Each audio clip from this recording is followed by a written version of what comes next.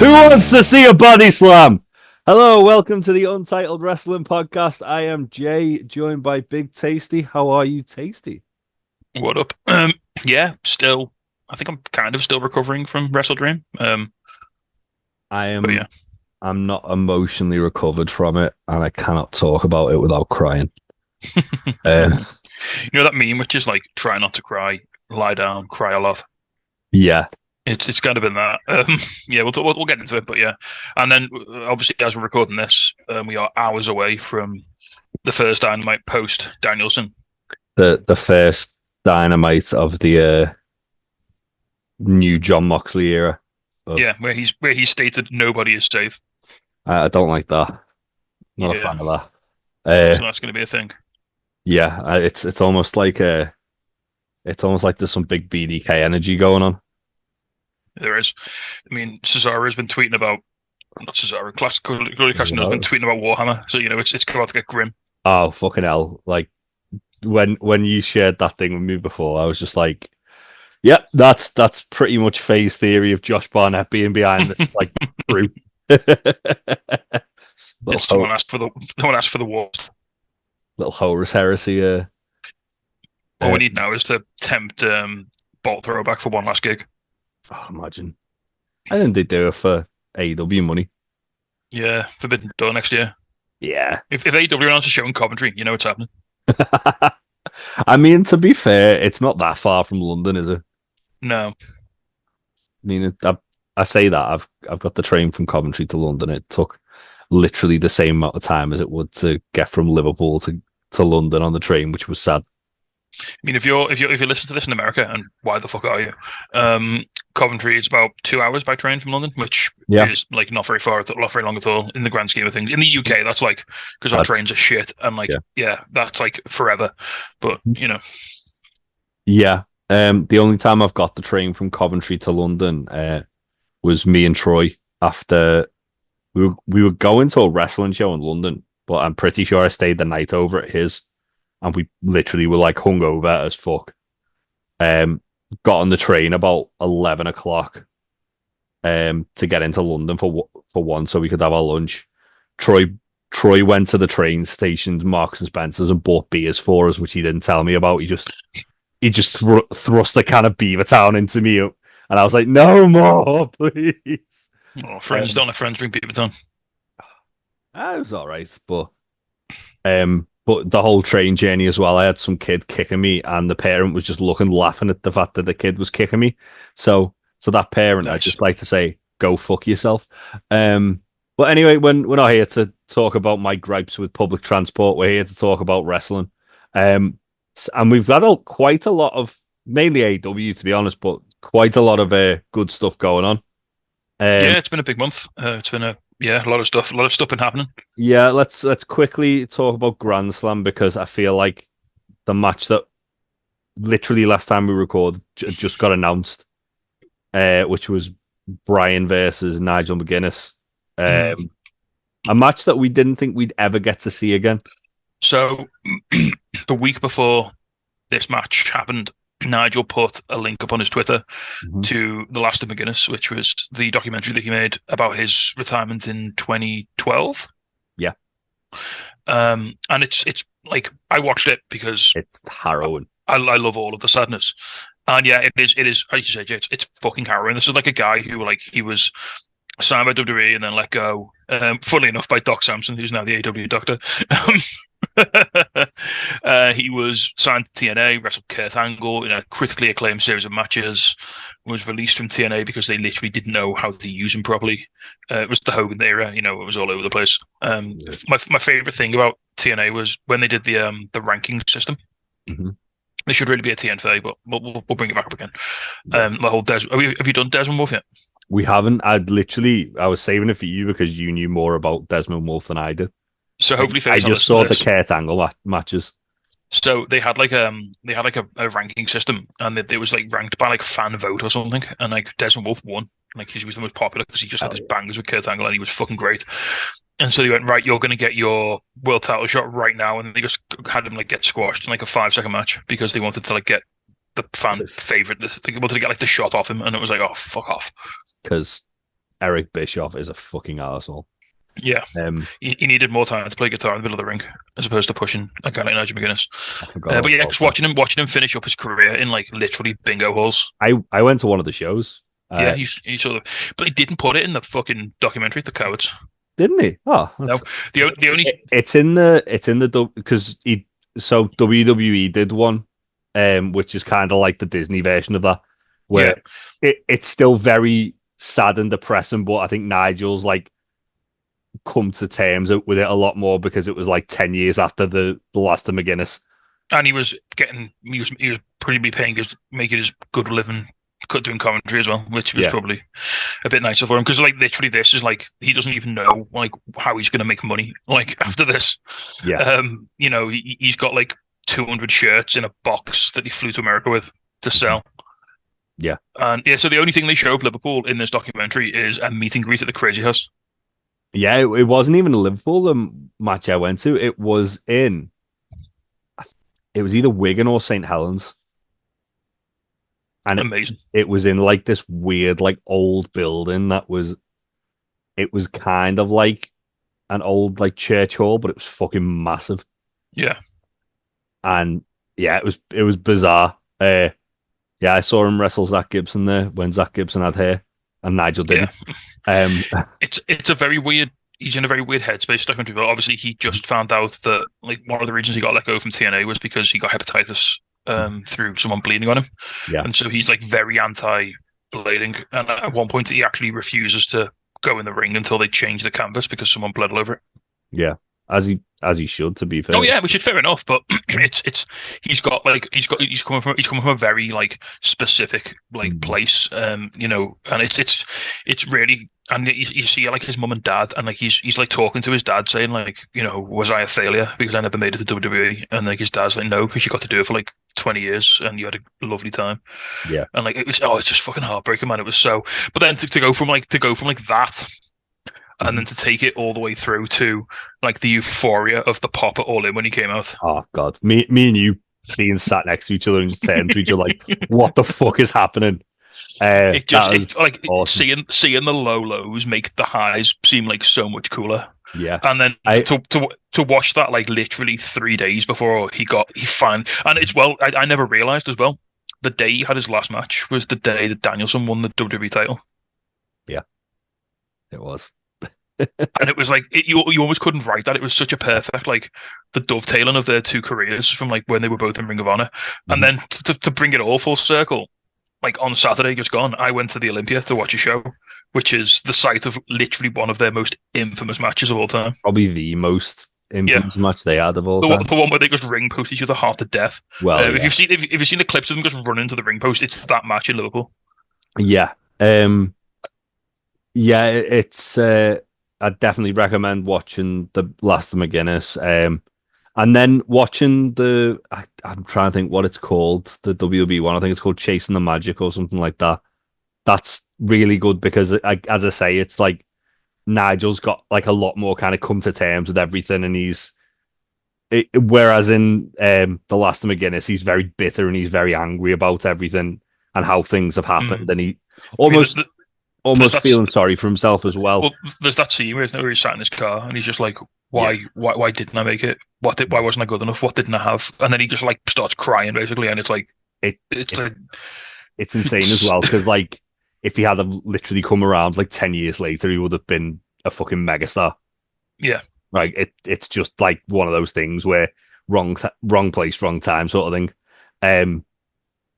But yeah, like to watch that and then to see like him talking about it again, but with, as I say, he's kind of come to terms with it more. It's kind of like night and day, but they're both very good documentaries. I would recommend checking both of them out. we're going to talk a lot about Nigel on this episode, I think, as we go through. Yeah, I did. Because I did. He's had a big month in wrestling. He's spoiler alert. He might be my wrestler of the month. He's the other thing I kind of wanted to say, which I saw on Twitter earlier today, was a Reddit post that someone had asked him about. I think it was about 9 years ago, saying, "Do you think there'll ever be like any like massive British stars?" And he says the one that I could pinpoint is Zack Sabre Jr., but it would have to be the right company, the right place, the right time. And then like literally someone shared that post that he put on Reddit in like an Ask Me Anything, and then put a picture of Nigel and Zack Sabre Jr. in the ring in Wembley next to it. It's like, that's fucking cool. I like that. So another person we're going to be speaking about at length is Yeah. this podcast is Zack Sabre Jr. But let's get to the Grand Slam match because this was fucking awesome. So the whole like kind of like 2 weeks building up to the show, we had like Mox basically challenging Darby for Darby's world title shot at Grand Slam, which then led to like this sort of like fracas where everyone was like, what the hell? There's not going to be a world title match. And then Nigel kind of just like demanding that match, coming out, cutting a promo and challenging Danielson. And then he did like a really awesome sort of like Twitter campaign, which you don't really see on that level much anymore, like for like a mainstream company. And it was really clever by Nigel because like the whole sort of way it spun around was Darby had the title shot for Grand Slam against Danielson, and then Moxley. This was like immediately after All Out. Moxley had choked Danielson out with a plastic bag, and he cut a promo with Darby saying, "Look, Danielson's not going to be ready. He's not going to, we're not going to have a title shot. I want it. I need it off you. Give it to me." And Darby's like, "I'll fight you for it." Yeah, cool. But then Nigel like almost sent him blood in the water. Is like, right, now is my chance. Like, I'll call Danielson out now, and then he has to, if he wants to save face, he has to fight me. I don't think he's going to be ready, and I can like in his sort of heel way, he can get the easy win. Like, I loved as well. Like, so Nigel literally from like a week out on the kind of build up to Grand Slam was cutting a promo, and he's just wearing like a t-shirt saying Brian Fears Nigel. Yeah, and the first one, he's quite calm, quite jovial. And everyone he ends saying balls in your court, Brian. And literally, like, it gets to like the last one, and Nigel's like a lot more unhinged. He's getting angry that Brian's not acknowledged him yet. He's not replied. He's not given an answer. And he's like, Brian, the ball's in your court. Come on, Brian. And then like he cut this fucking incredible promo on Collision. Yeah, the last Collision before Grand Slam. He had like the last like 10 minutes of the show was just him by himself, literally almost by himself with a little bit of Tony. I was gonna say that bit with Shivani was incredible as well, because it was like Shivani, like Nigel's on the stage and he's just dressing down Danielson, and Shivani like comes up to him and goes, "Nigel, this isn't you, like what?" And Nigel's just like turns to him and goes, "I respect the hell out of you, Tony, so you should sit down or I'm gonna beat you. And then Tony's like, "Shit," and just sits down. He hits the instant heat button of threatening to hurt Tony Schiavone in AEW, because that's how you get heat in AEW. You threaten to hurt Schiavone. Absolutely. That's why everyone hates Hangman now, because he threatened to hurt Schiavone. And yeah, then he goes into the ring and he kind of starts talking about how like Danielson got all the success and the way, like it all passed Nigel by, and he should have been in that position, and he could have been that guy, and he could have been. Again, it's a lot of the stuff that's kind of sentiment from like the Last and Beginners and stuff like that. That's like bubbling to the surface. That Nigel's been like literally resenting every second of Danielson being in the ring for like the last 18 months he's been in AEW. Yeah, I mean, this is the stuff I really love about like wrestling promos as well. It's these like weird little sliding doors moments where like people just don't quite end up where they should. Like there was a lot of this with Eddie Kingston and Moxley when they feuded over the title. Yeah, but this is like even more serious, because like, all right, Eddie didn't make it until like later on, but at least he still got to wrestle and he still got to do what he loved. Whereas Nigel he got shut out of the business like completely for like 15 years. Yeah, he just had to kind of call it a day, and that's the thing with like Nigel and Brian. They both kind of like at various different times had it kind of taken away from them, like not on their own terms. And then obviously for Brian to come back and then end it on his own terms, and Nigel's like, for fuck's sake, he's even getting that, and it's just brilliant. So this led into Grand Slam, and again Nigel still didn't have any response, and he was using like parts of Collision to show like almost like a propaganda video as well, didn't he? Where it was it was just him beating up Bryan Danielson for like 2 minutes and him saying why he's like Danielson's best opponent and all this. And then we get to Grand Slam and Nigel And comes out. he was retweeting like YouTube videos of like the best like 5 moves of Nigel McGuinness on Yeah, Bryan Danielson. yeah. Like, He's just being a petty bastard. It was great. And yeah, then Nigel comes out and Brian's music plays. well, Bryan's Well, AEW music Brian's plays. AEW music plays, yeah. And he doesn't come out, and then Nigel's like, "All right, we'll just count him out because he's not going to show up. He's a coward." Um, He said, "Count him out, award me the victory, and make him vacate the world championship." yeah. And then it gets to what 8, doesn't it? And then the final countdown starts playing. Yeah, which, all right, it's cool as shit, and I really enjoyed it. I still don't think if the ref would have carried on counting, he would have got to the ring in time to beat the 10 count. No, but the thing I loved the most about this was when Brian came out. He came out. He didn't say a fucking word to Nigel, and he didn't throughout the match either. He didn't. He didn't acknowledge him at all. He just beat him up. So this is what I love about the whole build, the way they did it. So because of obviously Brian was selling the injury angle, Brian said nothing through the entire build. Nigel had to carry the entire build of this match by himself because Brian was selling the injury. And like even when like you said, even when the match started, Brian came out. He wasn't singing along to the final countdown. There was no joy on his face. It was like this is something I've just got to do. It's almost like he didn't want to do it. Well, yeah, he walked past Nigel instead. Normally, like in something like that, he'd like get in their face and he'd like stare them down or he'd laugh at them or something like that. He just walked past them stone faced and just like sort of cheers to the fans. And then the actual match starts and holy shit, these guys are like it was literally like obviously they're a lot older than they were last time they wrestled. They're a little bit slower, but it was literally like they just kind of like picked up from where they left off. Yeah, if you'd seen the Ring of Honor matches, it was like a notch down from the Ring of Honor matches, but it was probably only about a notch down. Yeah.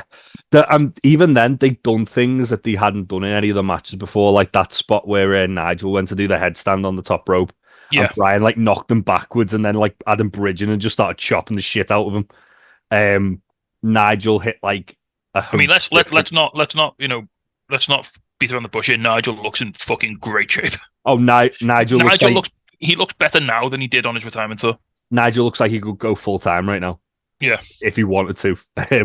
He really does. And I think he, as I say, he looked a little bit slower than he had previously. Obviously, that's because he's like man's in his 40s, mate. You know. He's in his 50s nearly, isn't he? 48. Yeah. And yeah, obviously he's like not wrestled, but like consistently for like 13, 14 years. But he held up his end of the bargain. A lot of people would have probably thought Brian's going to carry him through here, but it was definitely as much like Nigel holding up his end and well, because especially what we know now about Brian, like how injured he is. It's insane that he could have like the matches he's had in the last like 3 weeks. Was it this match as well, where because JR was in commentary, wasn't he? Yeah, he was for this match. Yeah, and at some point during this match, JR said like he obviously been speaking to Bryan Danielson quite a lot, and he said like Bryan Danielson will never have another pain-free wrestling match. Like every time every time he wrestles, like it's gonna be fucking hell. Yeah, what a line. JR's been like on fire as well. Like the couple of matches he's called the last couple of weeks as well. Yeah, they did tease the ring posting. And it was cool because obviously there was a lot of people who'd never seen a Nigel and Brian match. Yeah, and so this felt. He said about like how it was like still almost as good. This reminded me sort of not in terms of the content, but in terms of like how it called back to the originals. Reminded me of the Punk v Joe stuff they were doing last year. Yeah, 100%. It was very much. It took like the spirit of the early matches, if not quite the content, and sort of carried it forward in a way that paid it really good respect to it. Mm-hmm. Yeah, absolutely awesome. As I say, like there was a thing at first as well. Like obviously, like Brian's just taking it to Nigel after like a little bit of chain wrestling, And then it was that first like bit where Nigel took something off Brian, and I think he took like a kick off Brian in the corner, and then he did like that. He dodged the drop kick, and he did like that, like sort of lariat down, and then it was Mm. like everyone's like, "Oh shit, okay, Nigel ain't fucking round." Um, yeah, it was so good. We talk about the ending as well because the ending was And beautiful. well, yeah, let's get to that. So the end was literally Brian locks in the label lock, and Nigel had an answer for it throughout the entire match. He did get that really close near fall as well just before that with the the Tower of London. Yeah, And then he locks in the London dungeon. Brian reverses it into a label lock, and Nigel's like in the hold, and he's like scrambling. He realizes he can't move, he can't get anywhere. I mean, he's right in the middle of the ring. He's like nowhere. Like Yeah, there's nowhere to go. and he just says thank you and then taps out, and it was fucking awesome. Yeah. Uh, and then Shivani wanted absolute shit on Dynamite the following week, just taking the piss out of Nigel, going thank you, Nigel. Which yeah, that fair play to Shivani after all the shit that like Nigel's put him through. But yeah, it was a tremendous match. It was a tremendous moment. I fucking loved it. I thought it was great. And then let's talk about the other big thing that happened at Wrestledream, which was John Moxley murdering Darby Allin to death. Grand Slam. Sorry, yeah, Grand Slam. Yeah. Yeah. So Darby put his title shot on the line, and also it was cool because Brian and Nigel opened the show, and then Darby and Mox closed the show. Obviously, it meant that like we had like that kind of like book ended with Brian because spoiler alert, Brian come out at the end and like threatened to kick Mox's fucking head in. Yeah.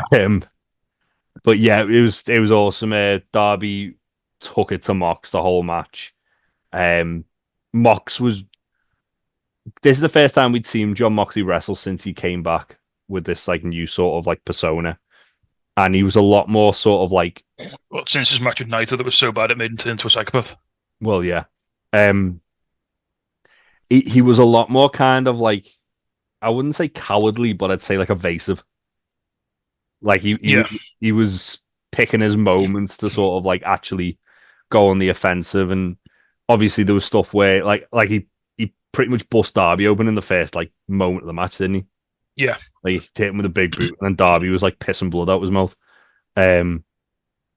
And he beat the shit out of Darby for most of it, to be fair. Oh yeah, Darby. I mean, But this is it's not a surprise if I say this was a big Darby Allin match where he literally sacrificed his body. You know. yeah, but whenever Darby got the advantage, you could see Mox was like terrified, like that he was gonna like as if like this match was must win for Mox. Like he couldn't live with the consequences of if he didn't win the match, so to speak.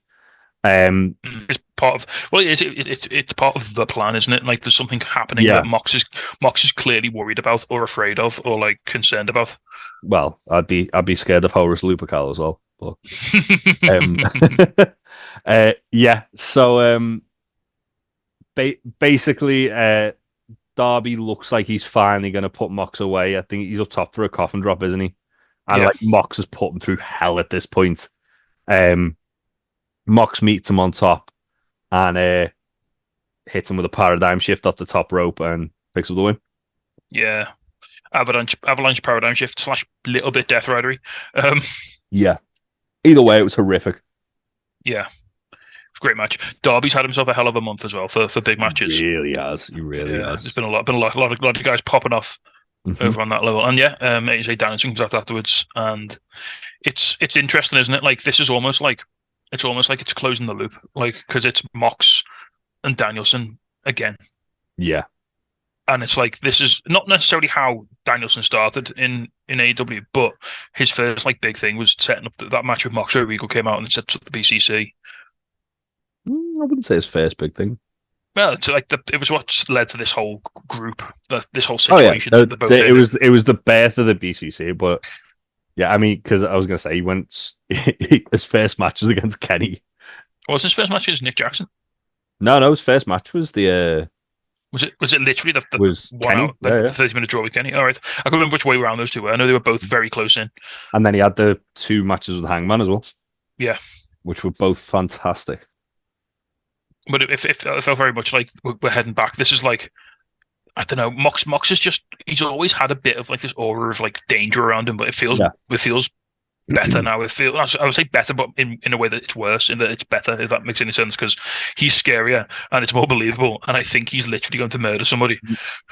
Mox literally is giving off whole like kind of like he's gonna blow up a public building vibes at the moment.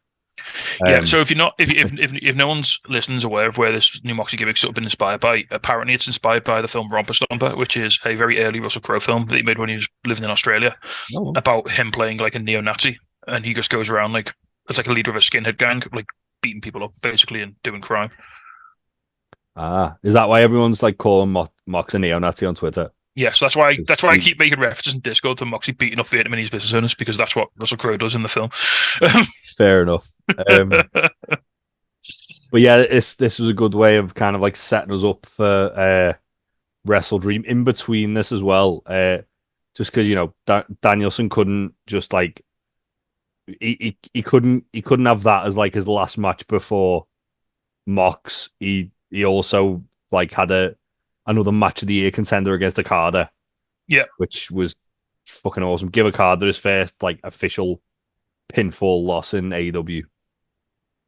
that was a great match as well. It had a stipulation that confused some idiots, but in that it was a 30-minute match. It was an hour Or a long, 60-minute time match. limit. But for the first 20 minutes, because it was for both belts, so it was for the Continental Championship and the World Title Championship. But Yeah. because the Continental Championship has a 20-minute time limit, it was only a Continental match for the first 20 minutes. After the first 20 minutes, so basically, Okada had the last 20 minutes to not have his title be on the line. And it played really well into the story as well. Yeah, It went about it was about 35 minutes in the end, wasn't yeah, it? And Okada was just like being a shithouse, but also being very aggressive, which was great. Yeah, I really enjoyed that match as well. Danielson, like Okada looked strong on that as well, because obviously Danielson like just like backslided them after Claudio and Pac like shown up like as if they were going to attack Danielson, and Okada got angry. And then Okada just murdered them with a rainmaker and walked off. yeah. But yeah, it was I enjoyed that as well. I thought it was very good. Again, just like looking at Danielson's kind of like last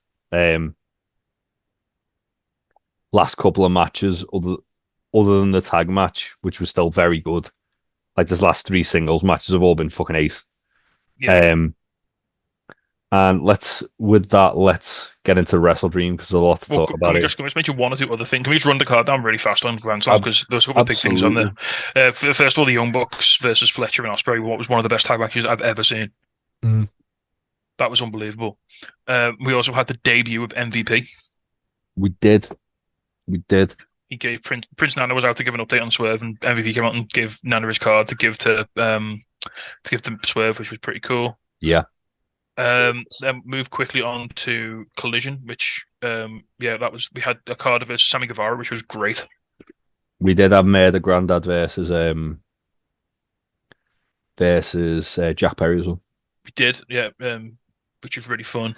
We had Hologram, Beast Mortos, and Dralistico in a 3-way, which fun. led to the beginning of the reformation of LFI. With Jake Roberts. With now Jake Roberts added to it. So Jake Roberts has basically traded LFI for Lance Archer. Yeah. Which is okay. Great. Yeah. But apparently he's gonna be like showing up with them in Mexico and everything. Yeah, that's awesome. Which is fucking sick. I love that for Jake. Brody King murdered Andretti, which was fun. And Jimmy Hayter absolutely looked like an absolute murderer when she killed Saraya and Harley Cameron in a Saraya's Rules match. As she should. If Jamie Hayter had lost that match, I would have been so angry. I would have gone to war. Also, just before Wrestledream, Daniel Garcia announced that he'd signed a new deal with AEW and he was staying. Yes. So a lot of kind of like doubt about that. Sad goosing noises. Yeah, would he stay in AEW and have really good matches, or would he go to NXT and have sex with all the women there, according to WWE fans? But according to Twitter, because people are just wrong. And he decided he wants to wrestle, which is good, because I think Garcia is one of the best upcoming talents on the planet. He cut a really good promo as well. And apparently, it's shock horror. It's been reported that WWE didn't want to match the offer that you got from AEW. Yeah. Did you see the come out this afternoon? The reason Triple H was shit talking Ospreay was because he was upset that he didn't sign with WWE. Yeah. Like, I mean, Womp womp. Don't know what to say there. Maybe, you know. Oh, also, on the Collision show, Hook retired the FTW title. He did. After having also Dynamite, an absolute banger with Roddy Strong. Yeah. That was and really this good, has been this was also the start ish of the Undisputed Kingdom face turn. Yeah, so Roddy shook Hook's hand, and then who did the Kingdom wrestle? Was it the Conglomeration? I think so, yeah. On Rampage, where they shook hands with them. Yeah, it's like they were planting seeds, and Wardlow's just sat at home because he's hurt. Yeah. But yeah, that will lead us to Wrestledream then. That will lead us to Wrestledream very nicely. Yeah, so I'm just gonna breeze through the pre-show as we do, because there was some fun stuff, but not tons happened. ROH TV Championship match. Brian Cage defeated Atlantis Jr. with a drill claw to win the title. The Machine. The Machine. So yeah, next up we had MXM Collection introducing their third man brother, which was Rico, former stylist to Billy Gunn. How much did you know about Rico before this show? Not before the show. I have done some research since though. So he's got a fascinating private life. He was on American Gladiators back in the day. He was, and then he was on Fort Boyard. I didn't know that. Oh, that's insanity. Yeah, he beat another Gladiator contestant on the show, which was mad. Was it 2 scoops? Sadly not. No. Damn. But yeah, man's 63 and he's looking good. He literally. So what's mad as well is like he left WWE in I think it was like 2006, and then became like a police officer in Vegas, and then a couple of years ago he nearly died as well. Yeah, like he literally. But yeah, he looks great. He literally looks like he's barely aged. According to his Wikipedia page, he went to Vegas to become a paramedic. Mm-hmm. Then he joined the SWAT team. Yeah, I've seen the picture of him in the SWAT team. It's insane. And then he was a bodyguard as well. Yeah, I mean he's a legit hard man as well. Like I'm sure he's got like a black belt in some kind of a martial art. Yeah, definitely got the kicks. Like he was throwing some fun kicks around, wasn't he? Yeah, when he graduated from like Northwestern Military Academy. Damn, that's awesome. Yeah, so yeah. Fair play to him. I said to you on the weekend, he took a famous like a champion. He literally looked like. I hope he sticks around a little bit with MXM because he was a perfect fit with their silly bollocks. Yeah. So yeah, just before their match, we did have Anna Jay versus Harley Cameron. This was a fun match. Yeah, Anna Jay showing all the shit she learned in Stardom. I feel like Anna Jay's about to get like some kind of monster push. Yeah. And also Harley is still great and getting better every time you see her. Harley, sorry, she's not Jamie Hayter, but she has no right to be this good for how much she's wrestled. She's literally wrestled 16 matches, and you'd think she'd wrestled like at least 60. Yeah. The way she's wrestling, she's great. I love Harley Cameron. I think she's insanely entertaining, and the sooner she gets away from Saraya, the better. Before we finish talking about the pre-show, can we talk about the best thing about the pre-show? Well, we still need to talk about the Acclaimed versus MXM Collection because there was so much. While we're talking about extreme fashion, can we talk about Chuck Taylor in a suit? We did get Chuck Taylor in a suit, looking dapper as anything. Very handsome. I hope they have Chuck Taylor do more stuff like that. I'd even commentary. I'd like him to like get him on commentary on Rampage, him and Daddy Magic, and just let it be unhinged. Let it just beat Chikara. Well, Rampage. Well, yeah, Shockwave. Whatever the Fox show is going to be. Yeah. So yeah, we had the Acclaimed against MXM Collection. The Acclaimed won. I really, out of the back of this, I really want to see Mansoor and Anthony Bowens in a singles match. Oh yeah. because they had like such good chemistry when they were doing like the like little bits at the start before like the big lads come in. Um, yeah, we did have Rico eating a famous. They're both really underrated wrestlers as well. Yeah, Mansoor's like so fucking good. Like Bowens, we always talk about how good he is, but Mansoor, like the fact that he like CMLL were like, we want him to be in our tournament Yeah, shows how good that guy is. He's so fucking underrated. Um, he is like the absolute workhorse of MXM. Not to take anything away from Mason because Mason's great too. But yeah, we had Mercedes, Monet, and Camille setting up a match with Queen Aminata. yes, Um, please. yes, please, indeed. I love the fact that Camille's got a shirt that's what is it, unapproachable or something like that. Yeah, she And, yeah, it's like unapproachable, don't approach me or something, and it's yeah, she describes it as the perfect gym shirt. yeah, and then she like literally like because Aminata gets in her face and she like she just goes there. Didn't you read my shirt? Oh, Camille's fucking awesome too. Yeah, then we had Tony really out of breath with Antonio Inoki's grandkids. I say grandkids, they're both adult men. Harato, Antonio Inoki, and Hirota Inoki. And they do Inoki's famous chant.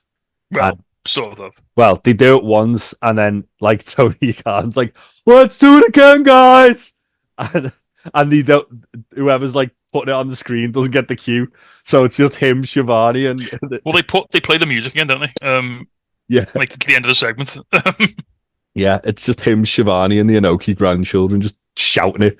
It's like Um, massive dad energy. It's great. I really want next New Year at World's End. I want Tony Khan to do the Inoki slapping everyone to give them like fighting spirit into the At next year. World's End, I want Tony Khan to burn the footage of last year's World End I, to exercise his demons. I mean, we don't talk about that, mate. Don't worry about it. Yeah, we then got a nice little vignette about the relief efforts for Hurricane Helene with Dax Howard and Adam Copeland, who obviously Adam Copeland was literally acting as a first responder, Yeah, helping people out. apparently What a he didn't fucking want to guy. talk about it, but he was like, yeah, he was helping pull bodies out of the rubble. Yeah, apparently, because I think Tony must have got in touch with him about like to see if he was able to make an appearance on this show, and he said, "I'm helping FEMA," and then Tony like kind of like brought it up in the press call, and he was like, I didn't really want it. Apparently, Dax and Cash said Tony's been helping out loads as well, like helping them like rent vans and stuff, and sort of providing And supplies. And didn't Dax donate like $150,000 or something like that as well to the well, relief fund? there was the big Cash put the big GoFundMe, didn't he? Like Tony kicked in 10K, Chris Jericho threw in a couple of grand, the Bucks, like loads of. If you go on, there's loads of like Orange Cassidy, Yeah. loads of wrestlers have thrown in money, which is really nice to see. I was gonna say what you will about Jericho, love him or hate him, whenever there's anything like that, he's always like throwing fucking dollars into it. Yeah. It's just a shame he won't get off the television. The real charitable thing he could do. And finally we had the what was it? So RJ and Excalibur had like a feud over this. So Yes, Excalibur called them the Conglomerate Runners, which I think is correct. and then RJ City called them the Orange Runners, which I prefer. It should be the Conglomerate Runners, and Excalibur said on commentary, "Go to hell, RJ City." Versus the Premier Order. The Premier Order or the Dark. Well, oh no, who was it? They said the Dark Athletes, and they're like, "Yeah, we can't say that." I think it was Nigel said, "Don't call them that." Yeah. So it was Orange Cassidy, Kyle O'Reilly, and the Outrunners, Tim Floyd, Truth Magnum, with Rocky Ramirez also there against Alex Reynolds, John Silver, Aria Devarian, Tony Nese, Smart Mark Sterling, Josh Woods, and Eva Luna were also there. I've got to say as well, just shout out to Smart Mark Stale, and I fucking love that the Premier Athlete like entrance that he's got over. Yeah. Just where he's like, right, everyone, I want you, when I say athletes, you guys say rule, don't say suck. And then cut the music, and then he goes, athletes. And then he's surprised every time. He's so upset. He's such a great goober, isn't he? Like the real like sort of dumb, like arrogant heel. He plays that character so well. He's brilliant. Like I always remember him during the pandemic when he was like he had that match with Mox And he was like cutting that promo before, trying to make Wardlow laugh, and he was like, "This is my friend Wardlow. I call him Wardy." And Wardlow's like, "We're not friends." Yeah, what a great get for AEW, Moxdale, and I was like, fucking love him. Him and Evil Uno at ringside as well had such like just antics. Yeah. I need Mark Sterling to commentate on a mystery wrestling show at some point. Oh yeah, That's absolutely. the one thing I want more than anything. Um, we then got the last little thing of the pre-show, which sent the show into like chaos already, which is great. Was a little backstage segment with Okada. Kyle O'Reilly challenges Okada to a Continental Championship match. Okada's just like, hell no, bitch. And then Kyle O'Reilly and Okada have a big brawl, and Christopher Daniels kicks them both out the building. Yep, they has fight. Yeah, and then that leads us into JR coming out for our opening match, which... oh, no, sorry, JR didn't come out for this match, did he? I'm lying. No. It just led to our opening match, which was... a different, more impressive Jerry came out. Yeah, it was Jay White versus Hangman, and this match was fantastic. King Switch, like, showing out there. I feel like there was a couple of matches that kind of like flew under the radar because of the main event, and this was one of them. Yeah, Hangman proving that he can have a good match. I mean, this sounds like I'm down with faint praise. Hangman proved he can have a good match with anyone, but Jay White's also a fantastic wrestler, so obviously it was a really, really good match. But yeah, considering these guys like haven't wrestled each other for a while. But they had a match in the Owen. That was when Jay got hurt. So this is part of Jay White's like thing, isn't it? He's got like this like tick list of things that like ruined his life that he has to like sort of sort out. Mm-hmm. Yeah. And one of them was Hangman. The next one, as we now know, which was going to be as of this recording tonight, is Christian, because he was the one who speared Jay White during the Hangman match. And then his third thing is to win the title. Yeah. So this is his first like pillar that you have to topple. And yeah, what a hell of a match. A lot of work on Hangman's knee. So if you like knee trauma. There was a lot of body horror in this match. I thought, like, they were both like sticking their thumbs in each other's eyes. So Excalibur made a really good point about Jay White, and I had not really thought about this until he said it, which is he's very like defensive in the sense that he'll weather some damage off you to find an opening.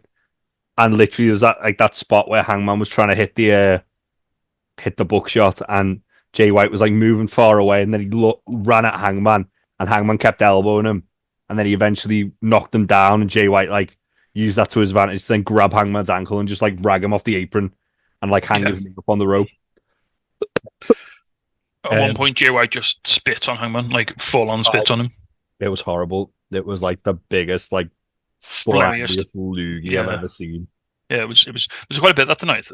Quite a lot going around. Yeah. But then the finish was my favorite part of this. Like, I absolutely loved it. Good.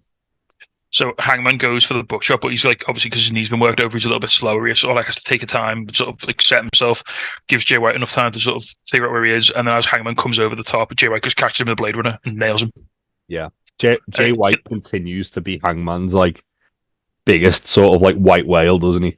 Yeah, and it was like the smoothest counter as well. Like it looked flawless. It was so good. And yeah, Jay White picks up the big clean win. Yeah, I feel like it isn't over with these two though. Yeah, they'll probably kick it up. I mean, the thing is, I think like Hangman's in this weird place now, isn't he? Where he's not like necessarily going for the title. Mm-hmm. I just think that like everyone that he's like sort of getting involved with now is just going to be like sort of sucked into his like world of darkness. He said he's after everyone who stopped him from getting to Swerve, and Jay White was in that sort of that little vortex of people getting in his way, wasn't he? Yeah.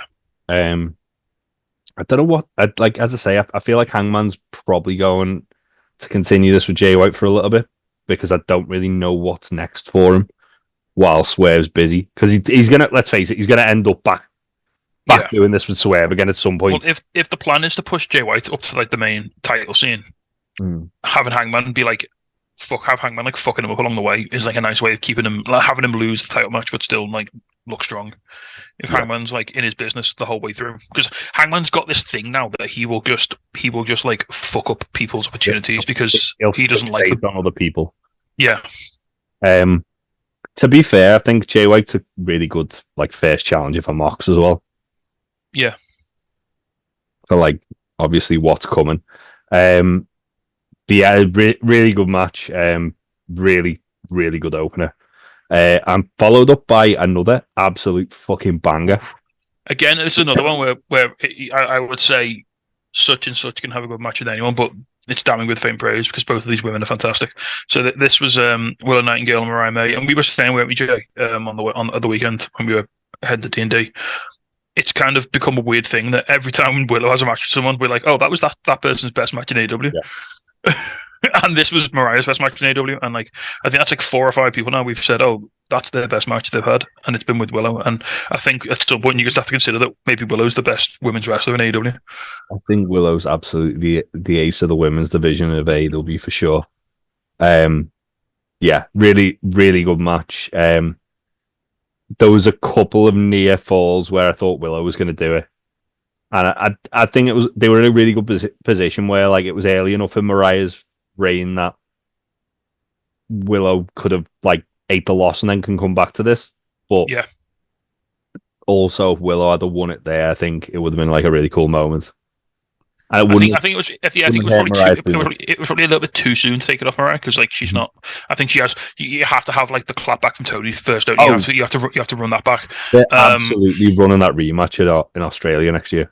But I think somewhere down the line, we're going to see Willow as women's champion. It might even be against Mariah. Who knows? But yeah, I'm just let these two wrestle again because fuck me, this was brilliant.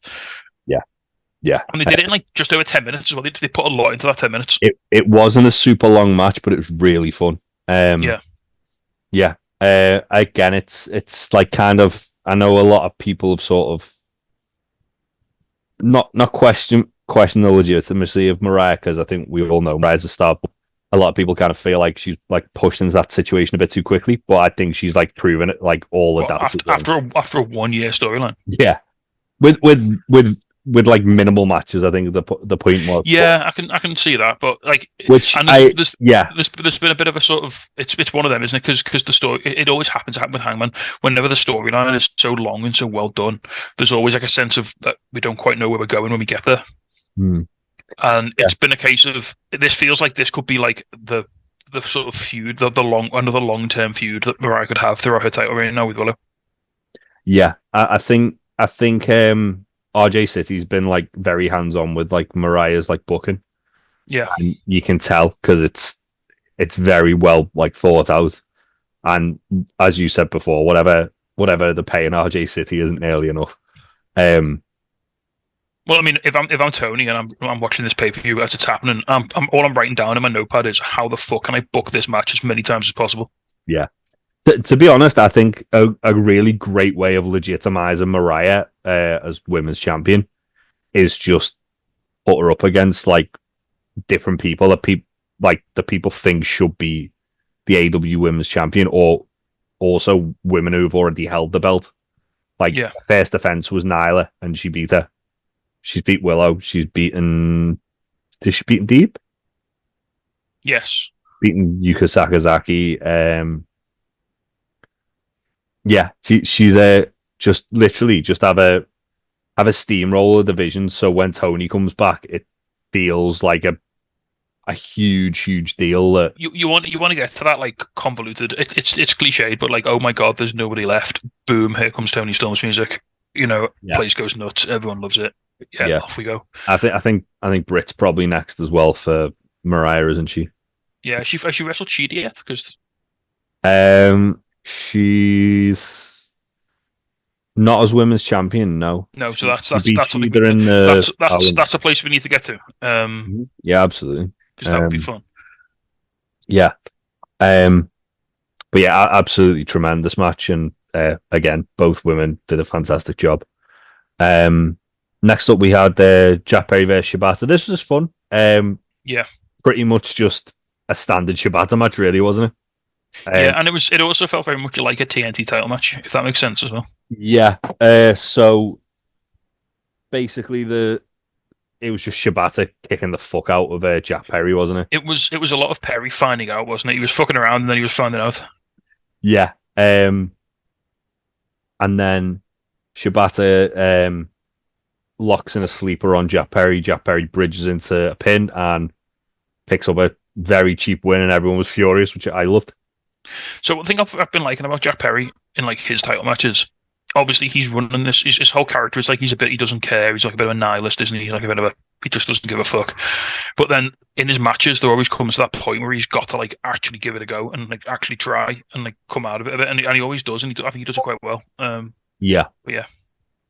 No, this was fun. It wasn't, it's a bit of a shame that it was on this card in a way because it didn't really get a chance. It was never going to have a chance to shine on this card because there are legitimate 5-star bangers on here, and this was like a 3.5-star decent TV main event. I was going to say I think this would have been lent a bit better as like a TV match, but I understand why they put it on the pay-per-view because obviously it's set up with quite a lot of returns. Yeah, and also this is Wrestledream, the show dedicated to the memory of Antonio Inoki. You put Shibata on this show. Yeah, because Shibata is literally like a student of Inoki. Yeah. So it was a nice little throwback to that. A callback to that. Right. Speaking of banger matches. Well, before you get to that, there is some other stuff to address after this match. So Jack Perry attacks Shibata and Daniel Garcia comes out and makes a save. Oh, yeah. Jack Perry just powders out. This leads to MJF returning. And then as MJF and Garcia are kind of arguing, Jack Perry hits Garcia with the title belt. MJF starts attacking Garcia, grabs a mic and says he's got the Dynamite Diamond ring back. And then Adam Cole's music hits and everyone goes fucking ballistic. Yeah. Myself included, because I didn't see this coming. And it was quite good because MJF's like hobbling around the ring and Cole just legs it down to the ring and then he's like, shit. Yeah, and Adam Cole's back. Looks great. I've seen a lot of people kind of like questioning obviously why MJF's a heel and Cole's a face when obviously the way things were left. I think it's not ideal because it's been like a year. We have to. So I get it. Cole's been out for a year. People are scared and confused because they have to engage the brain and think about something. I know that's scary. I think, but one of the big criticisms that Tony Khan gets for AEW is that he just pauses the storylines and people get hurt, and he's too scared to like flip the script and innovate or, take advantage of situations. Like whenever a wrestler gets hurt, he'll just delay a storyline for 6 months, and then when they come back, he'll get straight back onto it. This is a situation where he's gone, right, Cole got hurt, MJF had to carry on. MJF got hurt, MJF had to go away for a bit. MJF came back before Cole, and he couldn't just come back as a face because that's not how MJF works by himself. It just doesn't work. So he had to come back as a heel. He did his Daniel Garcia feud. He went and did his film. Now he's come back again. Now Cole's back. Now Cole can't come back. Adam Cole cannot return as a fair heel because no one's going to boo him. Given the fact of like how long he'd been out for, like he'd been out for 13 months with a broken ankle, and it got to the point where everyone was just like, "I just really want Adam Cole back." And he's going to cut a promo tonight, and he's going to explain what happened. All he has to do is go, "Look, it's MJF. He's a dick. I want to batter him." And, all right, fine. There we go.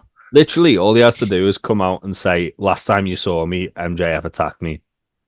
And then I've been just waiting for my chance to get him back. I've seen what he's done. He's shown his true colors, which is what I was hoping everyone would see. Bing, bang, boom. The man's been out with his second potentially career-ending injury in like 2.5 years. Yeah. He's come back from it. Like, it's a miracle he can still walk properly and wrestle. All he's got to do is come back and be like, "Yo, I'm back. I'm Adam Cole. I'll do the boom. Remember the boom? You like the boom?" Yeah, and then everyone will just cheer him. He was literally out for a year and then came back. Had like a couple of months worth of bangers with MJF. Then got hurt again. Yeah. And it's like, it gets to a point, as you say, where it's like, you just want the guy to be okay. You just want him to be able to wrestle again. Yeah. Now we've got that opportunity. People want to cheer him, so you've got to let people cheer him. I ain't ever booing Adam Cole. He's my boy. Yeah, I think they'll figure out a way to make it make sense. I know a lot of people who I've seen a lot of people who would normally be saying, "Oh, just trust the process," crying about it. Yeah, trust the process. See what they do. It if they explain it away and it's shit, then you can then you can be like, oh, this is shit. But Yeah, I let it play out. Let's see where they're going with it, and then we yeah, can judge it when it's fully formed. I, It's like you don't pause a film halfway through and go, "Oh, the end of this film shit." Well, you haven't seen it yet, so yeah, fuck off. absolutely. Right. Speaking of fuck Now off, how about a now fuck you off can 5-star banger? now you can talk about the banger. Talk all Yeah. about So this was the three-way match for the international championship. Ricochet, Will Ospreay, and Takeshita. So this all started. Was it Grand Slam? Or was it? No, it was the 50th anniversary show, wasn't it? it was the 5-year anniversary. Yeah, The 50th anniversary show. Ricochet and Will Ospreay had a match. Went to a time limit draw. They got an extension. During that extension, Takeshita came out, attacked them both, set up this match. It was later revealed that Don Callis had sent Takeshita out and told him to do this because he wanted to remind Ospreay that he was in charge and this is what they did. And he was sort of like asserting his dominance over Ospreay, trying to. yeah, So anyway, so this sets up this match, which is literally just flippy shit. The match, it's fucking incredible. I think Vader came back to life. So she just took a bitch about it. yeah. It was a very fun match. Indeed, there was that spot which was literally about like 3 minutes of them just fighting on the apron, like doing counters, which is insane. Yeah. Um, And also, what made this match so good? Obviously, Ricochet and Ricochet's probably. I think it took him like a couple of weeks to sort of get his stamina where he wanted it to be, so he could do this sort of shit like all the time. yeah, I But think he's there now. He's made it. Ospreay's probably on the best run that any wrestler's had in the modern era in terms of his in-ring performances. you show Brian Danielson some respect. And you had Takeshita in, who was, as well as being like an incredible athlete who can do all of this like mad shit, he's also like a really good base for both of these guys to just do shit off of because he's really strong and tall and big. He's a gigantic bastard of a man. Yeah, and you put all that in a big old fucking blender, and yeah, it's really fun last time. Shout out to lots of shit, but predominantly towards the end of the match, Ricochet taking a bastard driver through a table off Takeshita. Yeah, that was which was an actual war crime. yeah, it really was. Obviously as well the finish, which was Kyle Fletcher coming out. I loved this because so they do a bit of storytelling in this as well. So yeah, Will Ospreay's like got Takeshita beat. Ricochet's dead. He's gone through the table. He's out of it. Forget about him. And someone runs in a hoodie with bright blonde hair. And Excalibur's like, "Who's that?" And Nigel goes, "It's Kyle O'Reilly. It's Kyle Fletcher, sorry." And then he takes his hood off and goes, and then Excalibur's like, "Are you sure?" And he's like, "Yeah." And it's blatantly Kyle Fletcher. You can tell a mile away that it's him. But he hits Will Ospreay with a screwdriver, and then this was just after he'd hit the hidden blade on Takeshita, wasn't it? Yeah. So was it Takeshita or was it Ricochet? No, it was Takeshita. Ricochet was dead on the outside. After the table spot, Ricochet's done. He just doesn't get back in the match. Yeah. Yeah, because Don comes in, doesn't he? And then Ospreay's about to Tiger Driver Don, yeah. And then so this all happens. Takeshita hits. Is it the Raging Fire? Or the knee? It's the knee. Running knee. Hits the running knee on Ospreay and pins him and wins. Before we move on to the next match, I just remembered I want to highlight a specific spot that I really fucking enjoyed when Ospreay went to Poison Rana. Ricochet, was it a Poison Rana? Ricochet off Takeshita, or he did something to Ricochet off Takeshita's shoulders. He went to do the Doomsday Device, and then Ricochet basically like flipped out, like back flipped out of it, landed on his feet. Poison Rana was it Poison Rana or Jam? Yeah, I think he Jam and Takeshita, and then Takeshita like rolled through. Ospreay Jam and then Ospreay Poison Rana and Ricochet. Then Ricochet Poison Rana Ospreay, and then Takeshita Jam and the pair of them. Yeah, and you can say, "Oh my god, the selling wasn't there." Fuck off! I don't care. This was just 20 minutes of pure, undiluted fun, and I fucking loved all of it. Yeah, it was a very fun match indeed. And then the cherry on top is that Takeshita now has a singles title in AEW, which is fucking beautiful. And Kyle Fletcher murdered Will Ospreay with a Tiger Drive 91, which is beautiful. Yeah. And Takeshita's already announced that his first title defense is against Josh Alexander at Maple Leaf Pro. More on that later. Yeah, but what a fucking match that's going to be. Yeah, I'm looking forward to that show actually. If you thought that, what are they going to do after this? Are they going to put like a little sort of more relaxing match on, like sort of a little less tempo? No, they didn't. It's fucking lucha time. It's Beast Mortas v Hologram. Actually, there was two things that happened before this, Tasty. Oh come on, I'm excited about lucha stuff, man. I know, but there's stuff we need to talk about. So first off, there's a little bit of foreshadowing where Renee Paquette was backstage with Orange and Jerry Lynn, and Jerry basically says to Orange, "You could be the man of this company." And then like Hook comes in and goes, "Yeah, you're the man." And it's just like a really nice little bit of affirmation for Orange, where it's like, "Yeah, Orange is the guy." I like seeing Orange get his flowers, even if it's not like via an actual world title. Just Jerry Lynn couldn't go, "You could be world champion, man. You're pretty good." I think Orange is the most natural replacement for their Bryan Danielson because he basically can wrestle like Bryan Danielson if Are he you ready wants for me to blow your mind? You know, Orange is 2 years older than John Moxley. I did find that out today, and it really upset me because I wish I looked that good at Orange's age. Yeah, yeah, and then we had the return of Swerve. we did. Yes. Sorry, this was important. I'll let you have this one. As much as I want to talk about Frank Mortas, we do need to talk about the return of Swerve because important shit happened. This felt important for a couple of reasons. Yeah, one of which I'll talk about when we get there. Yeah, so basically, Swerve's talking about being medically cleared and generally thanking the fans and how he's going to bounce back. He said he's medically clear, but he's still not like 100%. He's still got like a bit of pain here and there because that fucking match. Yeah, and he's kind of like as well. He's saying like since obviously like what he was threatening to do to Danielson in the lead up to their match at all, and he feels like it's kind of like karma's starting to get him. Yeah, almost. And he's like my neck's hurting. All the stuff he said he'd take from Danielson has sort of been taken from him. Yeah, and he's doing like a lot of sort of like self-reflection and realizing obviously that maybe he doesn't have to be a bad guy. Yeah. And obviously like Nana's trying to hype him up. MVP and Shelton come out and oh boy, this is exciting. Swerve brings up a match he had in Defy with MVP, which Defy instantly put up on their YouTube channel. Yeah, go and watch that. I will be checking that out.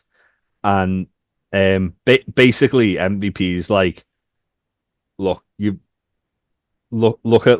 what Nana's done and look what we can help you achieve. And Swerve's like, you know what? I lost the world title and then I lost the Hangman. That was all on your watch, Nana. And then he kind of goes, but also, I wouldn't have won the world title without you, and I wouldn't have got to where I am without you. And you helped get me there. He does bring up Nana selling weed to kids still. Yeah. Which is brilliant. And then basically, Swerve makes it sound like he's gonna turn on Nana, and he goes, I can't do that. I don't turn on family and your family, Nana. And he has like this lovely moment, and then Shelton's like, "We're not asking you to join. That you don't have a choice in this." And then like instantly Swerve. Also, sorry, he did before this kicked off. He put Shelton over big, and he said growing up. He said growing up, Shelton was an inspiration to him, not just as a wrestler, but as a black wrestler, and sort of paved the way for the people who came afterwards. I thought this was really interesting. Like a week after the whole Bad Blood situation. Well, I think, but I couldn't possibly comment.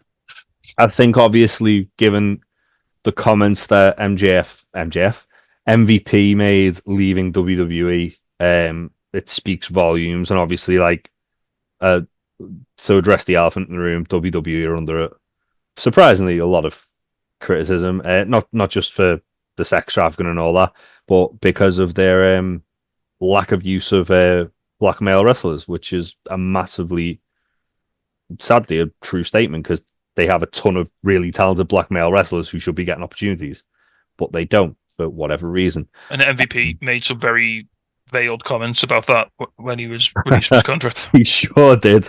I mean, like the thing is, MVP said he really want him, Bobby and Shelton and Cedric Alexander all really wanted to like reunite the hair business and have another run because they felt it was kind of taken away from them before they got the chance to do it in front of fans, which is true. Yeah. They all left at the same time, except for Cedric, who's re-signed with WWE, and Tony Khan's gone, yeah, fuck it, I'll give you guys a chance. And I think MVP's like such an underrated talker as well. Like he's cut 2 promos like at length with Nana, and both have been absolute fucking fire.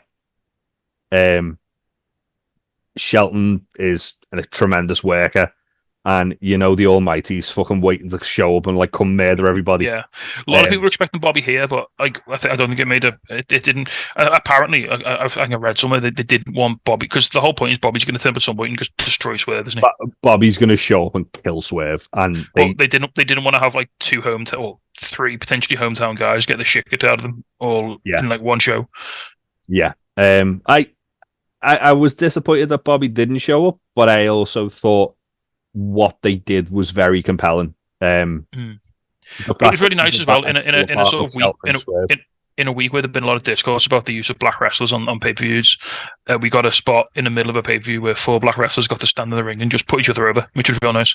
Yeah, and they're gonna have a storyline, presumably with one faction of black wrestlers versus another faction of black wrestlers, which, again, it's a lot of really cool, talented guys who just get to show why they deserve to have a spotlight. Yeah. And yeah, I mean, again, like what Swerve said about Shelton, like anyone who grew up like in our generation getting into wrestling, like I remember the first time I saw Shelton Benjamin, I was like, why isn't that guy world champion? Well, wasn't part of the, I don't know if it's the rumor, but was part of the conversation that Shelton was going to join as like a wrestler and do some back producing as well, do some like backstage stuff in AEW. Yeah. Oh, I didn't know that, but it makes sense. I'm sure I heard that somewhere. I'm sure I heard that somewhere. Which, if so, then perfect, because the man has done everything. He is an absolute talent. He can still go. He's wrestling Leo Rush tonight as we record this in a few hours' time. Oh yeah, he sure is. Can't wait for that. He's gonna beat the vegan sausage rolls out of Leo Rush. I wouldn't be surprised if after the match they recruit Leo. Well, there's been a thing, hasn't it? MVP's been going around like basically introducing himself to black talent throughout the roster, whether it be like Mercedes. I think Hobbs would be a fit here if he come back and he wanted to do something. Hobbs, I think EJ and Duca or Lee. Well, that's interesting because EJ and Duca's been like not like explicitly shown to be with Swerve, but he's been backstage with Swerve a few times, like in his entourage. There was there was a training video that Swerve did before he came back, where it was like literally him and EJ working out together. Yeah. So that'd be interesting. Ricochet was originally meant to be a member of the Hurt Business, so stranger things would happen than Ricochet joining. I've just got a feeling that at some point within the next, hopefully, if it all flames out, within the next sort of 6 months, we might get Ricochet and Ospreay versus Aussie Open, which would, as the kids say, fuck. Woo! I hope so. I really very much. I miss you, Mark Davis. Please be okay and come back. I miss Mark Davis so much. He's been out for a year as well, hasn't he? But yeah, they had a pull apart, and I'm excited for where this goes. Right, let's talk about some lucha stuff because Frank Hologram versus Attorney at Raw, Frank Motos. Oh yeah, 2 out of 3 falls. I really liked it early on in this match. Excalibur just very quickly said, "Oh yeah, this is 2 out of 3 falls," because it's quite a traditional lucha stipulation, so that's why we've gone for it, because it's where both of these guys feel quite comfortable. Yes, so in CMLL in particular, a lot of their like standard matches are just 2 out of 3 falls. Yeah. So obviously I've watched a bit more lucha than a lot of people like Lucha Underground. I watched like some Mexican stuff. I constantly have to. Sarah constantly forgets and has me remind her what lucha rules are in tag matches. Like I was like, when like someone gets out of the ring and the next guy can just come straight in, and So I do like AEW's doing a good job of incorporating like some of those lucha traditions into their matches with luchadors, which is really cool. Yeah, we were talking about it on a Sunday. AEW have signed a deal with Fox Mexico, Yeah, and as part and of that, this was the first pay-per-view that they showed as part of that deal. yeah, and as part of that deal as well, they want to kind of like showcase a lot more sort of like Mexican talent and do a lot more like of these kind of matches where it's like 2 out of 3 falls, lucha matches. And what a great match to kind of introduce people to it. The two kind of like lucha MVPs in my opinion in AW, Hologram and the Beast Mortas. Yeah, Um, absolute banger of a match. Uh, Hologram picks up the first fall by doing a crucifix bomb pretty much out he of loves nowhere. he loves that crucifix. I think he beat Mortis with that the first time they wrestled, didn't he? He did, yeah. Um, well, it was building up, And like wasn't you it? say, Jay, these guys are the two like lucha all stars currently, and I think these we're going to see a lot of these two guys wrestling each other. I think they're because they're quite comfortable with each other, aren't they? They know each other quite Yeah. well, and so I think whenever they have to do a big showcase match, I think these are the two safe guys to go through. Well, I think it seems like they're gonna be doing a LFI feud with Hologram for the foreseeable, doesn't it? Yeah, and Uh, whoever he can get to help him, yeah, he's got a lot of conglomeration friends, hasn't he? he has. He's basically a conglomerator at this point. Yeah, Mortos actually picks up the second fall by doing like a combination of like a power bomb, a shoulder breaker, and then just murdering him with an awful waffle. Yeah, it looked horrendous in like the best possible way. Yeah, and picks up the first ever pinfall on Hologram in AEW. Yeah, Um, which Tony Schiavone does a really good job of like pointing out, like, oh yeah, this is huge. And then shortly after, Hologram, he was trying to portal bomb Mortos, which is like his sort of like a UFO into a Blue Thunder bomb. Eventually hits it and picks up the win. Great match, really fun. Um, and yeah, even though it was like the similar tempo to the match that had gone on previous, it being like a straight out balls to the wall lucha match, it felt a little bit like a refresher. It felt like a little bit of a palate cleanser. Like it sort of yeah. it was getting late at this point, and I was like, this picked me right the fuck up. I was like flagging it, and this got me through. This like gave me the energy I needed to see the rest of the show out. This was like what kind of exhausted me to the end, to be honest, because I fell asleep literally during the end of the next match. Now, if the last two matches were like nice, light, breezy, flippy, fun, this next match you could probably best describe as just trench warfare. You know what we haven't had since the first match, body horror. Let's get some more Like body horror. actual murder. Um, it was also this point where I noticed the guy at ringside who looks like Ryan, which made me laugh. Yes, He was getting and really angry at Brody King. also a guy in a Ricky Martin shirt, which we'll talk about later. Yeah, that guy was awesome. So yeah, Darby had a really cool entrance where he basically hitches a ride from Seattle to Tacoma on the back of a bus on his skateboard. Um, Darby and Brody King just have an absolute war. This was fucking awesome. Yeah, they never disappoint these two, do they? When they come together. No, the first like sort of like I'd say maybe like 5 minutes of the match was just Brody killing Darby in various ways. There was a bit where Brody put the steps on Darby, like pinned Darby under the steps, climbed up the steps to the top of them, and then started stomping on them. So it was like trying to cut Darby in half, which was horrifying. And they were then like Chekhov steps, weren't they? Because you knew they were getting involved again at some point. And oh boy, did they! So there was a bit where it was the finish actually, wasn't it? Where Brody is trying to superplex Darby onto the steps. And Darby just like pushes Brody off the top rope, who lands on the steps, and then he's the coffin drop, and then to the outside. To the outside, yeah. And then Brody like literally gets in on 9, and as the second he gets into the ring, Darby just like hits him with another coffin drop, and pins him and picks up the win. And then they shake hands and are friends. Brody offers Darby a handshake afterwards, which is really cool. This is the third time they've wrestled in AEW, yeah. In singles competition, AEW. The first time was in the Royal Rampage when Brody famously like choked Darby out over the side of the ring, which was fucking metal as fuck. Then they had a coffin match, which Darby won. But this is the first time Darby's ever pinned Brody. He'd never pinned him before. Yeah. which was cool. Yeah, I think Excalibur said they'd had 8 matches in total, and Brody had won 6 of them at that point. Yeah. So yeah, really good fun. Um, And Brody's just a legitimate single star, man. Just fucking push him. He's oh, if I started my own wrestling company tomorrow, Brody King would be my world champion. Yeah, Fucking he's got love the him. sauce. He's got everything. He's He's like the awesome. crowd love him. He's got that little dog barking thing he does that everyone goes nuts for. He looks legit. Everything he does looks like it fucking kills people. Like Literally, he was like the only guy who could have beat up Darby in Seattle, in Washington, rather, yeah, um, and, and not get booed. and not get booed. People were cheering him, Yeah. and they were still cheering Darby, but it was just like, it's just Brody King's cool, isn't he? The only thing I'll say at one point, so I can't remember who was, someone on commentary tried to claim that Brody was a local guy, and it's like, no, he's from Van Nuys, California, which is like Well, in Los Angeles. um, Swerve said that Brody got a start in Defy, Oh, did he? Oh, fair enough. which is a local. Well, he got his first like big sort of opportunity. Yeah, so he's well known on the scene. So yeah, he's a local guy in the sense that he's from that scene. Yeah. Yeah, oh, sick. Sweet. But yeah, really really good match. I love it whenever they wrestle. Speaking of teams, I love when they wrestle. We had the tag titles on the line. The Young Bucks defeating Private Party. I think the wrong team won. I don't think there was a way out of this match that would have made everybody happy.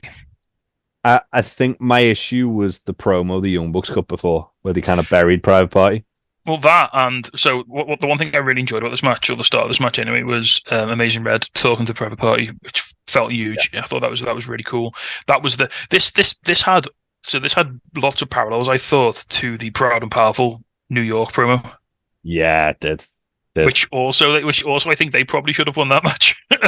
They did win that match. Did they win that match? Yeah. It wasn't there wasn't any belt on the line. It was just a singles match, but they won it. Oh, fair. Well, It they just should never have won went some anywhere. titles on the match. Then put it that way. Yeah. But yeah, so the match was really fun. There was a really good hope spot towards the end where Zay kicked out of the EVP trigger, EVP trigger. which And that then, should have been the turning point. But Did he then kick out the Tony Khan driver as well? possibly, I think so. But they got basically hit it with a second TK driver, which won the match for them. So Yeah. They were making a lot of there was a lot of kind of like emphasis on outside. So Top Flight, Leo Rush and Andretti and Layla Gray were there, and so was Stokely Hathaway, and they were all kind of like had a bit of a vested interest in this match. yeah. So this was my issue with this match. Not an issue. I don't think, especially after the promo at the start, as you said, Jay, losing makes Private Party look a bit stupid. But if they'd won, I don't think that in the story they were quite ready to go to the top. No. Like, I think they need to like fall back down, get Stokely involved, find themselves, get back into the groove, because they haven't won that many matches like in the last couple of weeks to sort of they didn't feel like they had all the momentum coming in, you know. See, the way I would have booked that would have been, and obviously I'm not a wrestling booker, so you might think this is a fucking terrible idea, but would be that they win it and then they lose it quite quickly because they're not ready for it. And then it's all about them kind of trying to get it back. So more of like a hangmanish sort of. Yeah, like they win the belts. They Top Flight are there. They lose into Top Flight in the first defense, and then it's kind of like, so then you get the big babyface moment of Private Party winning the belts, and then Stokely's turning them to the dark side to get the belts back. And then you've got to be fair, mate, at this point, I'll take anyone beating the Bucks who is an FTR, because fuck me, they don't need any more tag team titles between the two of them. Well, there's the youngest men alive. There's some veterans there as well. Yeah, but yeah, young. I feel like it wasn't quite their time, but it also maybe was. But if they can engineer a way where they win it in like Brooklyn or something, that'd be fucking great, because the roof will come off on it. Full Gear's in New Jersey, so that's not a million miles away. Yeah, I think might be a bit too soon, but hey, we'll see. That's 6 weeks.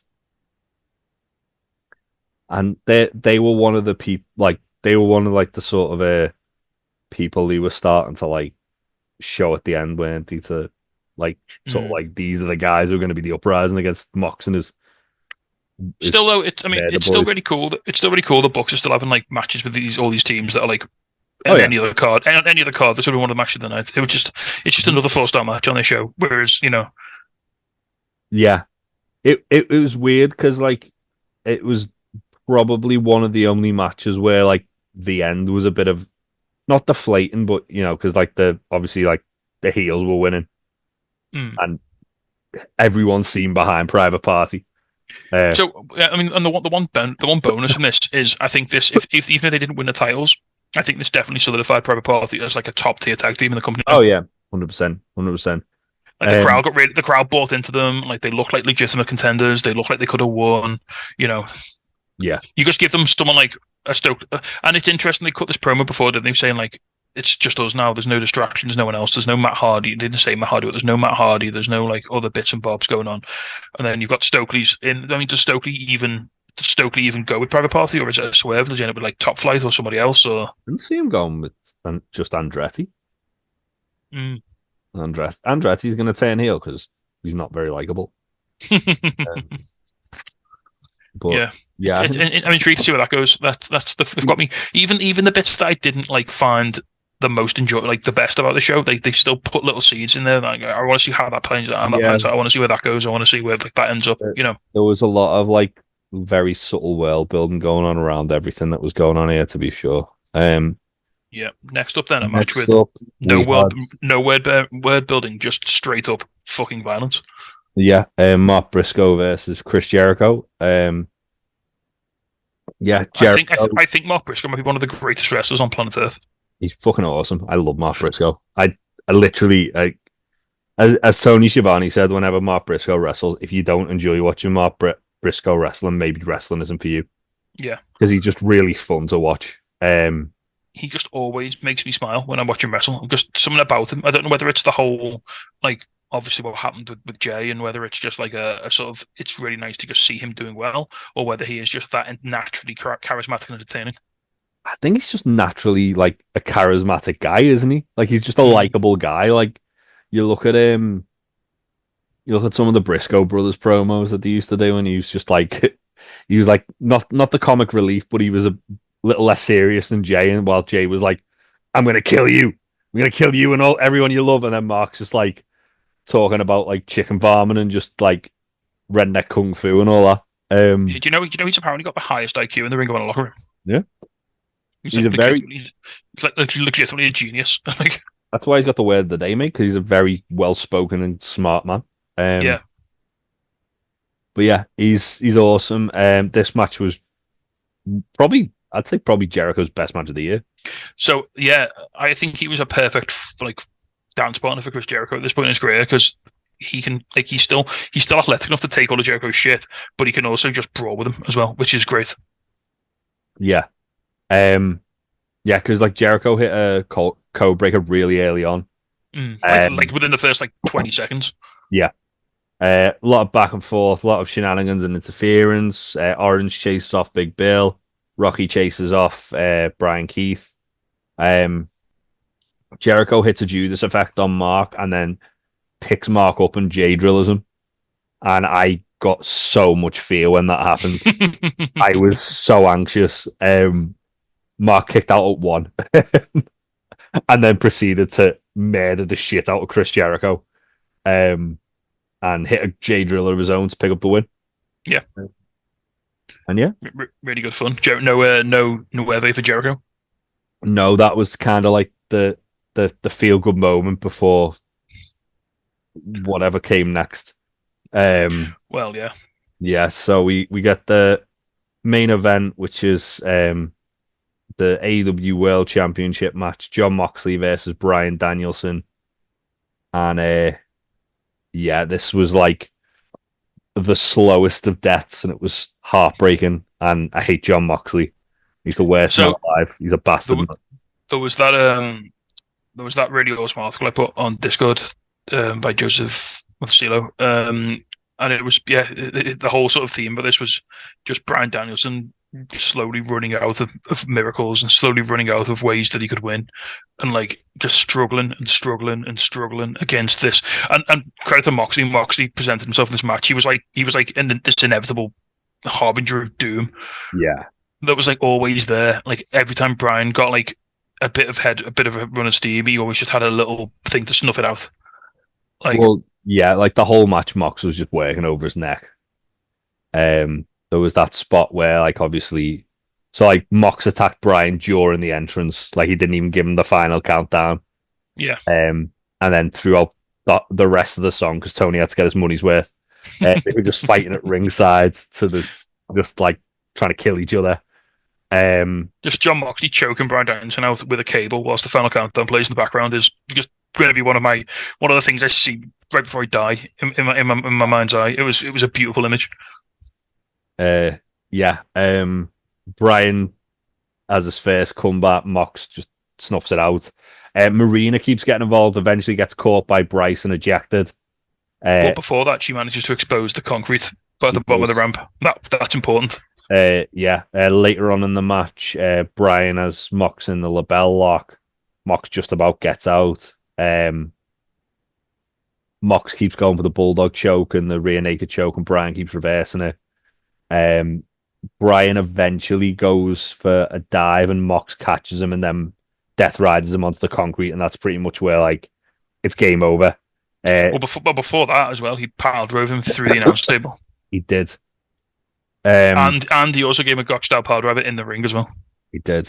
And another Death Rider in the ring, which Brian kicked out of at one because he's a mad bastard.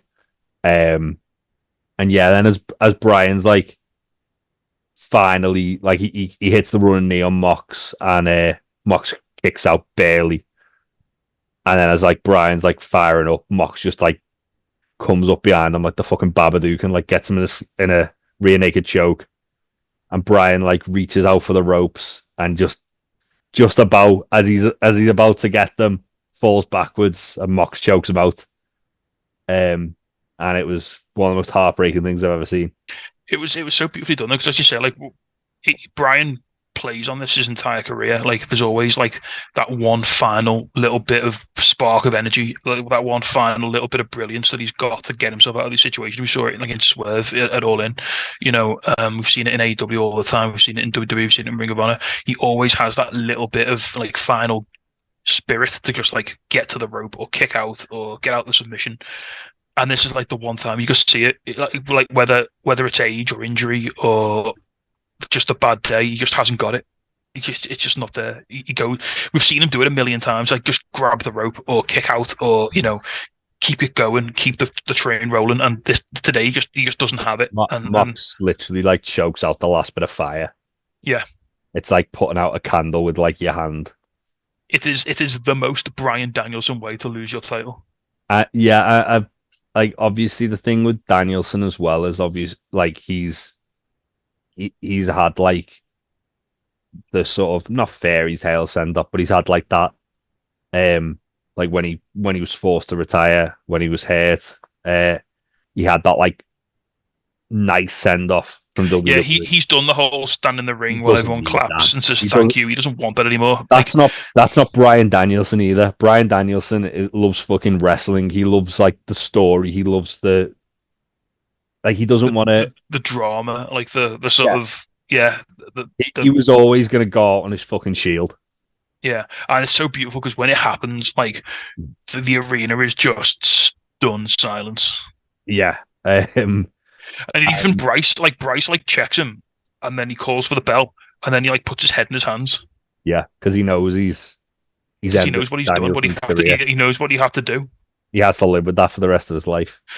Yeah, even we mentioned him at the start of the episode, and we're coming all the way to the end of the episode. Nigel McGuinness himself is like. Let's talk about the commentary throughout this match, because Nigel at the start is giddy. And then Mox like slaps Nigel at one point, and it's like something changes in Nigel. He's like, I don't want Mox to be the guy to do it because I don't like Jon Moxley. And it's all that like throughout this match, like Excalibur's got this sense of dread, just not wanting it to end, but also not wanting Brian to suffer anymore. Same with JR. Nigel is going through like the realization of the one person that he loves antagonizing the most isn't going to be there anymore, and he's wanted this moment for his entire career as a commentator. And then to see it happening, he's realizing that he doesn't actually want it as much as he thought he did. Yeah, it's the whole thing. Like, so Nigel realized that wanting something bad to happen to someone that you don't like, won't make you feel better. Yeah. And Uh, he even says partway through the match, I've got this like list of like jabs I was going to take at Brian as this one last hurrah.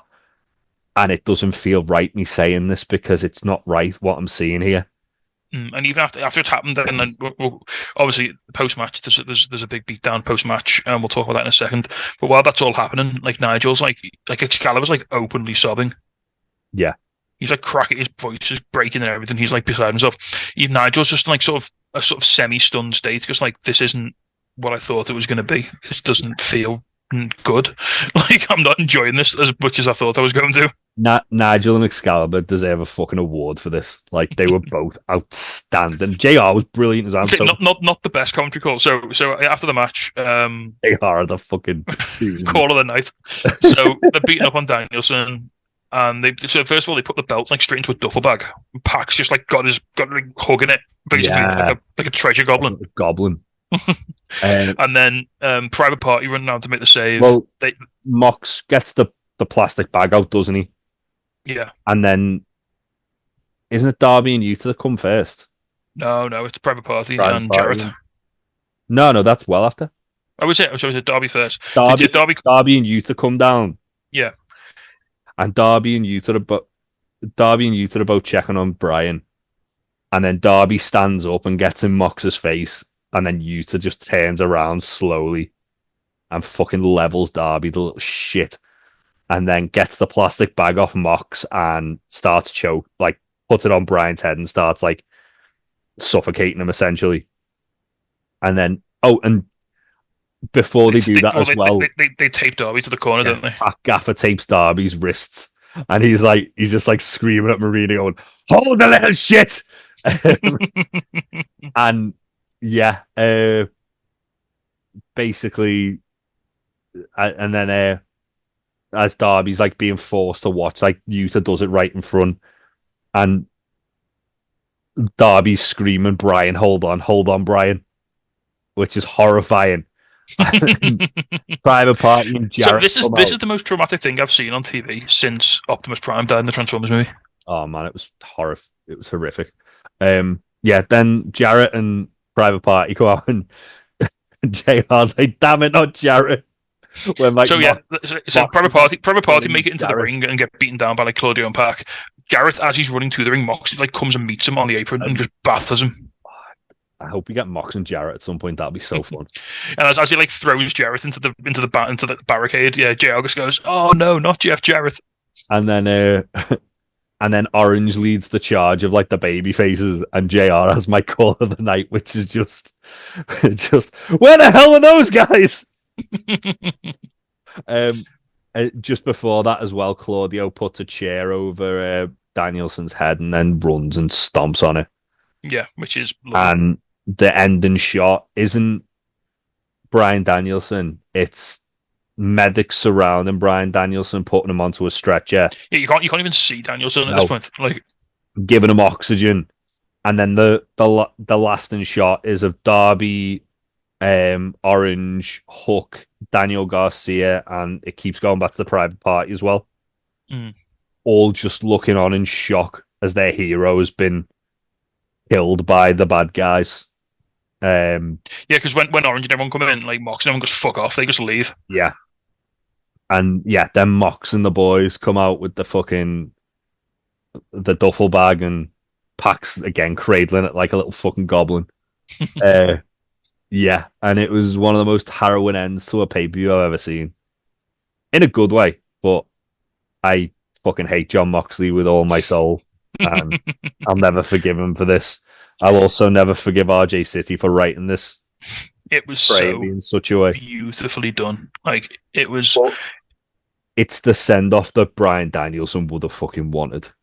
Oh yeah, like, and let's just clear one thing up before we finish talking about it. If you think in any way, shape, or form Bryan Danielson did not want this to happen, then you are sorely mistaken. If you But think a, it if you was think his fucking idea, exactly, if 1,000%. if you think a everything that happened wasn't entirely his idea, like if when he said I want to retire, the first thing Tony Khan would have said to him is, "How do you want to do it? We'll do it exactly how you want it." Because And you don't tell Bryan Danielson how he retires. He tells you. yeah, and that's the whole thing as well. The whole like retirement thing for him was he was getting to do it on his own terms. Yeah. Like he was, and that's why Mox was such a compelling bad guy because he's like, I can't let you do it on your own terms. I have to take it from you. Mm. And again, like this, Brian, like to pull the curtain back, like the plan was for always for Brian to win Swerve's title reign. Swerve actually said he wanted to tap out. He didn't want to pass out. He wanted to like make Brian look like a strong as fuck when he won the belt. Yeah. And then Brian had said he wanted Mox to be his like last full time opponent, and that was the best way to do it. And obviously, Brian needs to get his neck fixed, so this was the best way for, in his mind, to get written off TV for a Yeah. long period of time. And he'll be back at some point when you least expect it. You know. Well, he says that. He said also that he's got to see what the doctors say about his neck, Yeah. because his neck's fucked. But yeah, wow, what a harrowing ending to a show. And as we said we talked about it the weekend as well. You've had two like legendary wrestlers retire in AEW this year now, and Sting's was such a tribute, such like an almost like a carnival ride. It was almost like a tribute show in itself. The thing with Stings was obviously he retired in his WWE Hall of Fame speech, and it was after like he got the neck injury, and they brought him in for this one last run, and they treated him like shit because it was just like, oh yeah, we're gonna bring up WWE, WCW, and then he didn't really get it on his own terms. He didn't really get the sort of the tribute fitting of a guy like Sting deserves. Mm.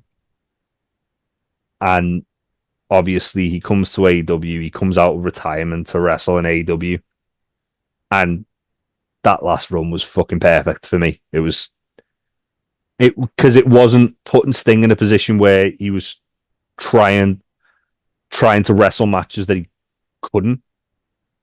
He was protected in the tag team, and he got that like hero send off, and it was perfect.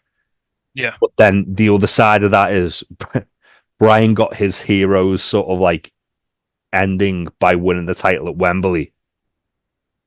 But then you've got to have the sort of the hero getting killed to keep the storyline going and to keep the next villain in place. And I think Moxley being that guy to betray Brian and then send him off the way he has, it's just perfect ending for Brian. Because whoever beats Mox is going to be like just made. well, it's either Darby or Orange, isn't it? Yeah. Yeah, I imagine it'll be Darby. Like that's if you put a gun to bed now and said, "Who do you think?" I'd say probably Darby. Yeah, Darby makes the most sense. Darby beats Mox, and then Christian just shows up and fucking kills Darby. So I'm just looking just before we finish off on this pay per view. We move on to other bits away from AEW. I'm looking at the card for tonight. So this is like so typically AEW not always managed to follow up the strongest after a pay per view with a really good dynamite. And they've always had decent stuff, but like they never felt like appointment viewing television. Tonight though, you've got Adam Cole returns, Shelton Benjamin versus Leo Rush, FTR versus Big Bill and Brian Keith, Mercedes versus Queen Aminata, the Conglomeration versus the Elite, Jay White versus Christian Cage, and it just says at the top of the thing, John Moxley is the new AEW World Champion. Nobody is safe. I'm scared. What a show that is going to be! I can't wait. It's on in as we're speaking. It's on in like 3 hours. Yeah, and I cannot wait. Should be good. Yeah. By the time this is out, it'll have happened, and could have been one of the episodes of Dynamite. We just don't know. We are gonna as well do a podcast of kind of like looking back at our favorite Bryan Danielson moments, because God, if anyone deserves their flowers, it's that man. I'm My, going to rewatch the Liverpool match for that. you gonna what? Rewatch the Liverpool match. Oh, yeah, I know what you mean. Yeah. Yeah, probably, if not definitely, my favorite wrestler of all time. And it sucks that he's not champion anymore, and John Moxley's a bastard, man. But anyway, moving on. Um, so, a little bit of quick contract news. We mentioned it during that Daniel Garcia's re-signed, Leo Rush signed for AEW, and so have the Hurt Syndicate. All good signings there. Potentially all of the heads. There's big. I mean, it's Well, almost complete. It's almost entirely confirmed that Bobby Lashley signed as well, isn't it? Fightful Select have confirmed that Bobby Lashley has signed a contract.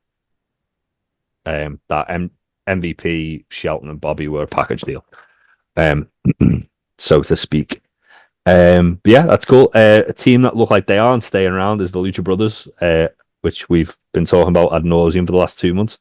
Well, they were sticking around for a little bit longer than we originally thought. Well, Phoenix will. Penta's contract is due up at the end of, I think, November, due to injury time tacked on. And Phoenix has another 9 months due to injury time tacked on because, as Tony Khan said, if he doesn't if he doesn't kind of like show them that he's willing to do this, if they're fucking him around, people just keep taking advantage of him. This is in kind of like reference to the fact that basically the Lucha Brothers have said they've been talking to WWE before the contracts are up. So yeah, just basically Conan fucked around and found out essentially. Yeah, absolutely. Yeah, I'm sad to see Lucha Brothers leave AEW, but if they want to go to WWE, if they're happy going to WWE, I mean, it didn't seem like they really were that asked about singles runs. To be fair, they seemed like they wanted to be a tag team. So yeah, and they won the tag titles, so there's nothing else to do. They'd done everything they literally could do. They won like all the tag belts in AEW and Ring of Honor, bar the trios. So yeah, makes sense, I guess. Wish him the best because I do like the Lucha Bros. A little bit of injury news as well. Some good, some very bad. First off, Kill Switch. He was hospitalized with pneumonia. Yeah, and he's still on both lungs. Yeah, he's still on oxygen. Obviously, we send our best to Kill Switch. Brian Alvarez said it was so serious it could potentially be career-ending or career-threatening. Well, Fightful put an update just before we started recording saying that doctors think he will return to the ring. They just don't have a timescale. No sound. Oh, that's good. It just obviously depends on when he's able to kind of like breathe without being on an oxygen tank. But yeah, sending the best to him. Next up, Anthony Henry tore his bicep, was it? Or his rotator cuff? His bicep off the bone. Yeah. Again, in a match against Gabe Kidd in Ring of Honor. He'll be out for probably till like next March now, I imagine. Yeah, about 6 months in it. 6 months jobby. Yeah. Wish him the best. Dalton Castle also revealed that he had, I believe he was the one then who had the torn bicep.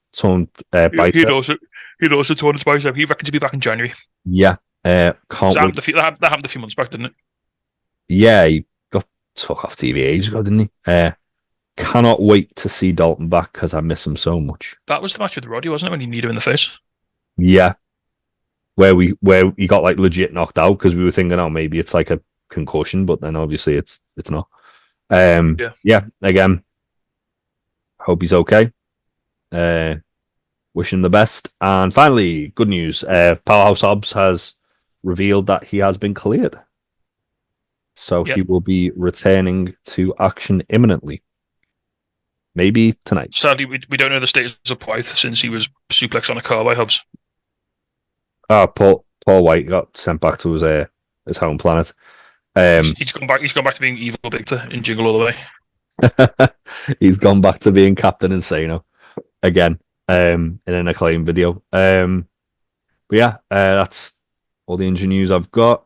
Anything else you can think of injury wise or specific injuries? No, nothing injuries, thankfully. Cool. Well, let's talk about it coming home because Zack What Sabre Thomas Jr. Thomas Tuchel becoming England manager? Yeah, absolutely. Um, they'll all be speaking German next, mate. Um, no, Zack Sabre Jr. finally won the big one, the IWGP World Heavyweight Championship. Having won the G1, he opted to uh, cash in his title shot at King of Pro Wrestling instead of Wrestle Kingdom, excuse me. A lot of wrestle names. Yeah, and he beat Naito by way of about 10 Zack drivers and a lot of arm murder. Have you watched the match yet? I've seen the finish. It looked lovely. Yeah, it's bizarre because I said on Discord before he looks like almost disappointed at the end of the match, but I think it's more just like it's not sunk in yet. And Yeah, then the second he gets the belt, he's like giddy. He's like, yeah. yeah. Because TMDK go nuts, don't they? And he's just like sat there in like shock almost. He's literally in shock. Like he looks like he hasn't registered what's happened. Um, that means he's going to be coming into Royal Quest at the weekend the as the IWGP World Champion, and will be As he promised us when we saw him in oh, Discover Box. I'm so gutted I'm not going to Royal Quest just because, yeah. Well, also I say Royal Quest. Also, the Red Pro got Global Wars this weekend, and he's wrestling Robbie X there as well. Yeah. And I imagine that the crowd will be feral for him there as well, because let's face it, when he came back after winning the G1, we were all fucking feral for him.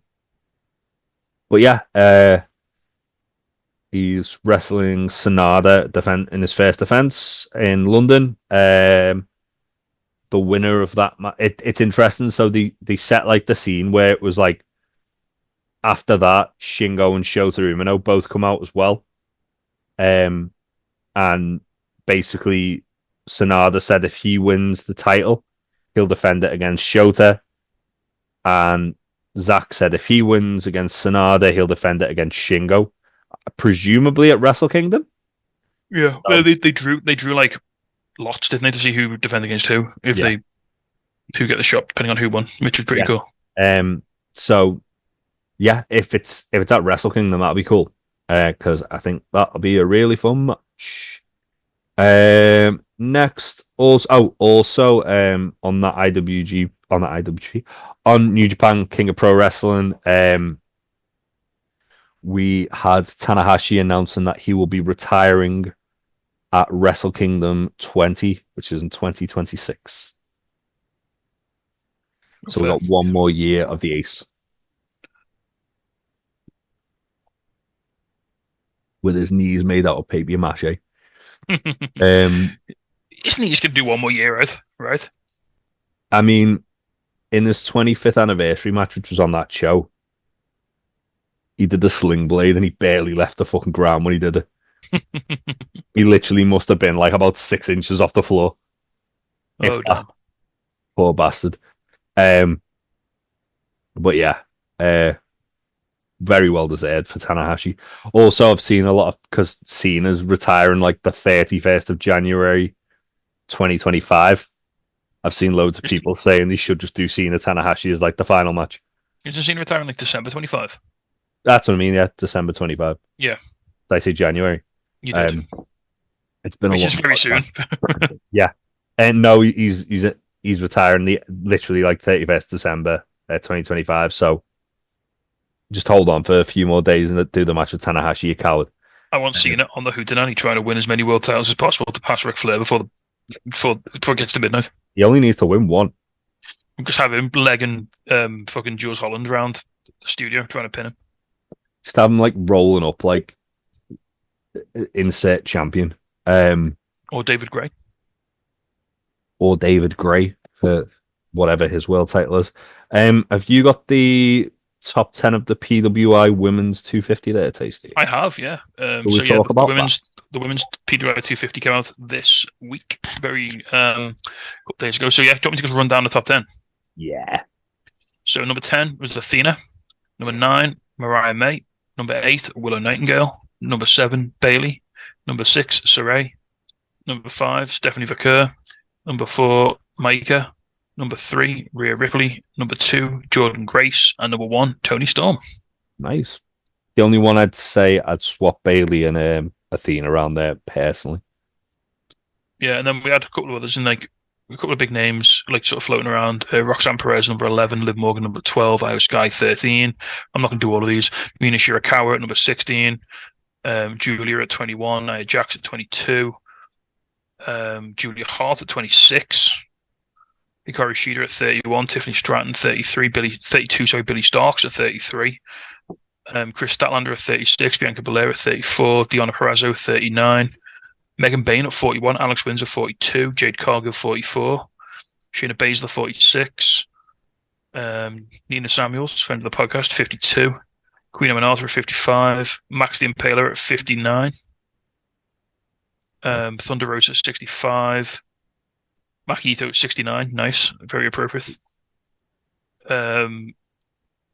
Zoe Stark at 79, Marina Shafir at 81, Ali Catch at 82, actual friend of the podcast. Actual friend of the podcast. Session Moth Martina at 87. Yeah. Giselle Shaw at 92. Lizzie Evo at 89. Hell yeah.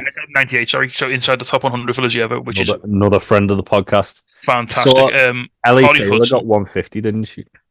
Yeah. So Layla Hirsch at 143. Harley Hudson's on here somewhere. Millie McKenzie 100. Millie McKenzie's lower than I thought, 156. I'd like to see her a bit higher. I'd like to just see more Millie McKenzie, to be honest. It feels like she's just not really kicked on since she left NXT UK. It's weird because she gets around like to a lot of promotions, but then I don't know. I don't know why she hasn't like done more. Remember Haley J from OVW on that TV show? She's at 201. No idea what that is. Lady Frost at 191. You'd love to see it.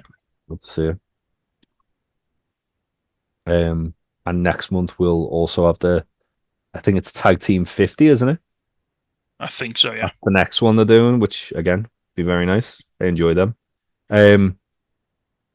Yeah, and we haven't got a TM Faye this week because Faye isn't here. So no, but in honor of Faye, I will tell everyone that Atomic Pro Wrestling's next show is coming up pretty soon. I think it's a week. So is today. So is Infamous's. Yeah, Infamous, not Infamous. The fuck's Infamous? It's we've got Infinite and Infamous in the UK in the Northwest now. But yeah, so this is Atomic. It's a Brew House of Horror. It's the Halloween themed. It's the one they have the Spooky Rumble, which is always good fun. It's at Las Vegas Brewery. Tickets have just sold out, so if you haven't got any tickets, then get fucked. You ain't going. Yeah. Yeah. Also, Infamous. I would die for you. Sorry, I've just been fact checked. Atomic is back 2 weeks today. Sorry. I've just seen you got fact checked. By the time it comes out, it will be under 2 weeks. Infamous, I Would Die For You is on the 26th of October. They have a spooky scramble. I cannot remember the rest of the card. I think RPD and Isaac North is the main event of that, so that should be fun. Oh, nice. Your boy's on the Atomic card. Who? Scotty Open. He's not my boy. Yeah. So yeah, it's the 30th of October for Atomic. You know what? Yeah. Troy Rice versus Sam Bailey. That'll be fun. Yep. Yeah. That's all I'm seeing. Yeah. Go follow all of them. Support those guys. I know OTP are having a show soon as well, but can I remember it? No, because I'm useless. But yeah, we'll try and get them all on if we can, because yeah, we want to see them all do well. Now that he's on our Discord, we really should get Ben Cecil on at one point to talk about OTP, shouldn't we? We've had Cecil. Well, I've had Cecil on when I've done I've done fantasy booking with him, which was literally just before they launched. But yeah, we'll definitely get him back on because it's good egg is Ben. And just the last couple of things I want to talk about very quickly are, first of all, the next Mystery Wrestling show, my favorite promotion on the planet. I've decided, I've already threatened everyone on Discord that when we do our end of year awards, it's just going to be me filibustering for promotion of the year for about 10 minutes for Mystery Wrestling until everyone agrees with me. Their next show is on the 27th of October. It is free on Evil Uno's Twitch. They've announced one talent, which is Swoggle, aka Hornswoggle, and they have announced that his guest commentator will be Stokely Hathaway. Yeah, I And mean that's worth the price of admission, which is free by itself, isn't it? So and because it's a Halloween show, there's going to be lots of silly Halloween bollocks. anything can happen. Last year's Halloween show, they literally had Sue Young versus Joey Janela, and Joey Janela came out dressed as Ghostface from Scream, but came out to an 8-bit version of Cult of Personality, and underneath was dressed as CM Punk and did the whole botching the the buckshot lariat while Yeah, while Evil Uno had an existential crisis that he was going to lose his job because it was like a couple of weeks after Punk got fired. And also they had their 4-way match, which was a vampire, the Wolfman, a slow mummy, and I can't remember the other monster, but either way, it was silly and fun. Um, and a food fight with Sasquatch and Eli Sage versus Franklin Mayer and a hot dog. nice. So yeah, just lots of silly Halloweeny bollocks, and it was very fun. I think this year is going to be just as silly and just as fun. We might get future zombie London Lighting because why not?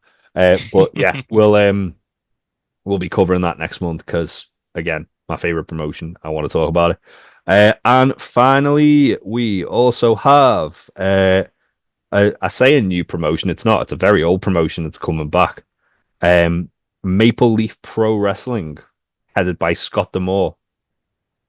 Um, Apparently he had a non-compete from TNA, so he had to work it out before he could announce this. Yeah, And then he's got to poach the shit ton of the talent, which is funny.